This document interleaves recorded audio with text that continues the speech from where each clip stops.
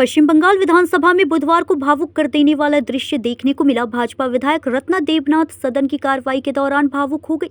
इस दौरान आरजीकर मामले को लेकर चर्चा हुई, जिस पर सदन में गंभीर माहौल बन गया।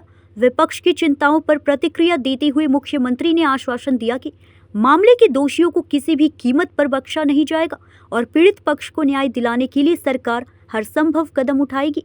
मुख्यमंत्री के इस आश्वासन के दौरान सदन में भावुक माहौल देखने को मिला। घटना का वीडियो और तस्वीरें भी चर्चा का विषय बनी हुई है। आरजी करे বিচার হবে, গোটা বাংলায় আমাদেরকে জিতিয়ে এনেছে। অভয় বিচার দিতে তিনটা আইপিএস কে সাসপেন্ড করেছে, সন্দীপ ঘোষাদের তাড়িয়েছে,